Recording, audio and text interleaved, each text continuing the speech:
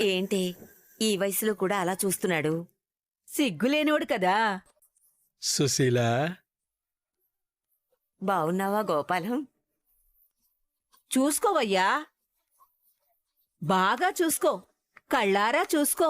అబ్బా అలా అనకే, సుశీల చిన్నబుచ్చుకుంటుంది. అబ్బో ఎంత ప్రేమ ఒలకబోస్తున్నాడో. పళ్ళుడే వయసొచ్చినా సుశీలను మర్చిపోలేదన్నమాట. జీవితంలో ఒకసారైనా సుశీలను చూస్తాలనుకోలేదు. వా, విన్నావా వదినా? వింటూనే ఉన్నాను. వీళ్ళని ఇలానే వదిలేస్తే పార్కుకి వెళ్లి పాట పాడుకునేలా ఉన్నారు. పోవే. నేను ఎగ్జైట్మెంట్ తో చచ్చిపోతున్నాను. అసలు గోపాలం తాత మా గ్రానీని ఎలా లవ్ చేశారో చెప్తారా? చెప్తాం. మా చిన్నప్పటి ఆటలు పాటలు అన్నీ చెప్తాం. అందరిలోకి నాకు సత్య అంటే ఇష్టం.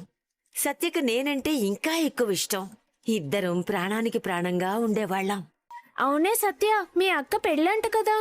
అవునే, పెళ్ళైతే మా అక్క బావతో పాటు నెల్లూరు వెళ్ళిపోతుందంట. రేపు నీ పెళ్ళైతే నువ్వు కూడా ఏదో ఒక ఊరు వెళ్ళిపోవాల్సిందే కదా? అవునా? అప్పుడు నువ్వు రావా? నేనెలా వస్తానే, నాకు పెళ్ళవుతుంది, ఏదో ఒక ఊరు వెళ్ళిపోతాను. అమ్మో, మనం వేరే వేరే ఊళ్ళో ఉండాలా? నేను వదిలిపెట్టి ఎలా ఉండాలి? అప్పుడు ఇద్దరం కలిసి ఒకడినే పెళ్లి చేసుకోవాలి. నువ్వు సరే అంటే నేను మా అమ్మని అడుగుతానే, ఇద్దరికి ఒకడిని ఇచ్చి పెళ్లి చేయమని.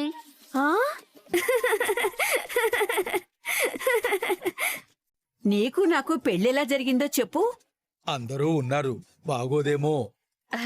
ఇంతదాకా వచ్చాక అది మాత్రం దాచడం ఎందుకులేండి, అవి కూడా చెప్పండి. నేనేమో సుశీలతో ఎలాగైనా మాట్లాడాలనుకునేవాణ్ణి. కాని ఎప్పుడు చూసినా ఈ కోతిమోకతోటే తిరిగేది. ఒరే గోపి, మొట్టికాయలు పడతాయి. కోతుమోకేంట్రా కోతుమోక? సుశీలతో మాట్లాడే అవకాశమే దొరకలేదు. చివరికి ధైర్యం చేసి ఒకరోజు సుశీల బ్యాగే కదా అని నా ప్రేమలేఖను పెడితే ఈ సత్య నా పెళ్ళమైంది.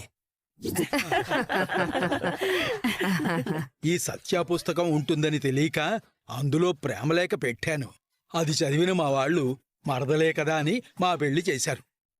ఈ ముక్క ఈ ముదనష్టపోడు ఎప్పుడు చెప్పాడనుకున్నావు? ఏదో పెద్ద ఘనకార్యం చేసినట్టు మా శోభనం రోజు చెప్పాడు. అంతే, 10 ఏళ్ళు మాకు శోభనమే జరగలేదు. ఏయ్, అవన్నీ చెప్తారేంటే? ఊరుకో. మరి మీ ఆయన ప్రేమించిన మనిషి దగ్గరికి మీరే ధైర్యంగా తీసుకొచ్చారు. ఈ వయసులో డూయెట్లు పాడతాడా ఏంటి? నిజం చెప్తున్నాను. గోపాలం నన్ను చూడట్లేదనుకునేదాన్ని. నిన్నే చూస్తున్నాడనుకుని ఉడుక్కుని చచ్చేదాన్ని.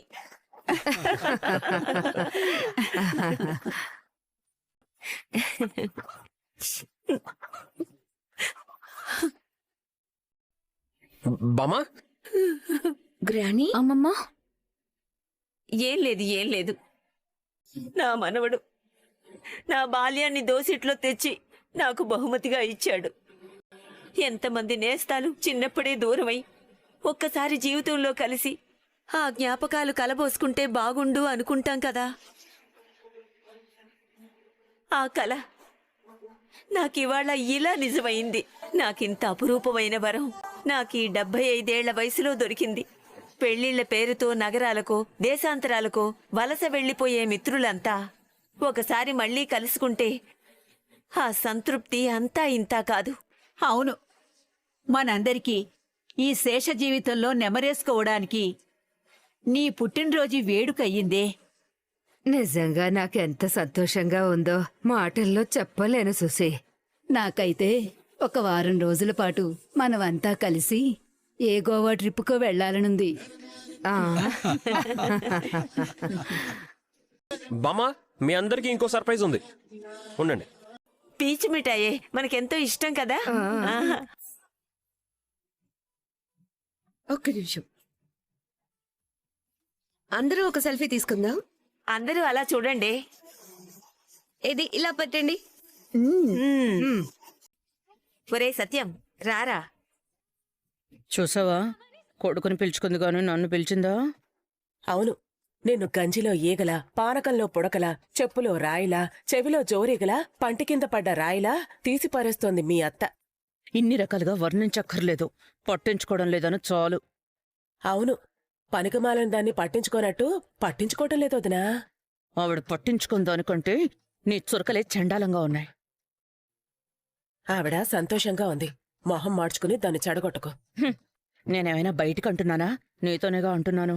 ఉమ్. వీడు ఏ గిఫ్ట్ ఇవ్వడనుకున్నాను. ఇలా బామ్మకి ఇంత ఇష్టమైన పని చేస్తాడని కల్లో కూడా ఊహించలేదు. అవును, నేను కూడా ఎక్స్పెక్ట్ చేయలేదు. బయటికెళ్తే ట్రిప్కి వెళ్ళాడు అనుకున్నాను, కానీ ఇలాంటి ట్రిక్ ప్లే చేస్తాడని అనుకోలేదు. అయితే బామ్మ బాలుగాడికి ఆ స్పెషల్ గిఫ్ట్ ఇస్తుందంటావా? ఏమో, అర్థం కావడం లేదు. గ్రానీ కానివ్వండి, కేక్ కట్ చేయండి. గ్రానీ కమాన్, ఊదండి. నా కోడలు ప్రభావతి ఈ వయసులో కూడా ఎంత అందంగా ఉందో చూసారా? పైగా నా కోడలు భరతనాట్యం స్కూల్ కూడా నడుపుతోంది.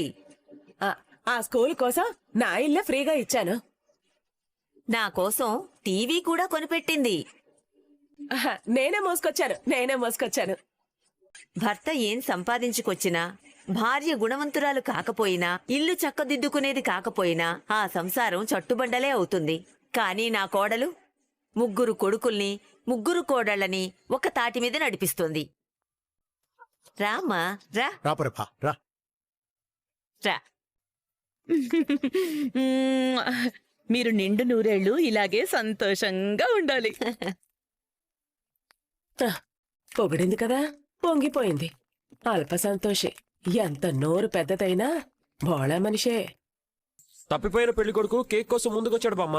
పాపం తినిపించు. పోరా, పాపం తినిపించవే. పోయేదాకా మురిసిపోతూనే ఉంటాడు ముసలాడు. తినిపించవే. తినిపించండమ్మా. చాలు, ఈ జన్మకిది చాలు. ఇప్పటికైనా ఆ వెలితి తీరిందా నీకు? ఇంకా సంతోషంగా ఉండు, సరేనా? వినబడిందా? ఆ, ఆ. సత్యం గ్రానీ, ఇదంతా మీకేం తప్పుగా అనిపించడం లేదా? ఇందులో తప్పే ఉంది. ఈ వయసులో నా కాపురం ఏవైపోతుందోనన్న భయం లేదు కదా. పైగా ఏ మనిషికైనా చిన్నప్పుడు ఎవరో ఒకరు నచ్చుతారు. మొహమాటం వల్లో భయం వల్లో ఆ మాట అప్పుడు చెప్పలేకపోతారు. మా ముసలాయన కూడా అలాగే భయపడి చెప్పలేకపోయారు. కాని మనసులో ఆ వెలితి అలాగే ఉండిపోతుంది కదా. ఇన్నేళ్లకు ఈ మనవడు మా సుశీల మనసులో ఉన్న వెలితి పూడ్చడానికి మమ్మల్ని అందర్నీ తీసుకొచ్చి ఆ వెలితి పూడ్చేశాడు. అలాగే మా ఆయన మనసులో ఉన్న ఆ చిన్న వెలితిని పూడ్చడానికి నేను ఆయన మనసులో దాచుకున్న ప్రేమ గురించి సుశీలతో చెప్పాను. ఇప్పుడు అందరికీ ఇది ఒక అందమైన అనుభూతిగా మిగిలిపోతుంది.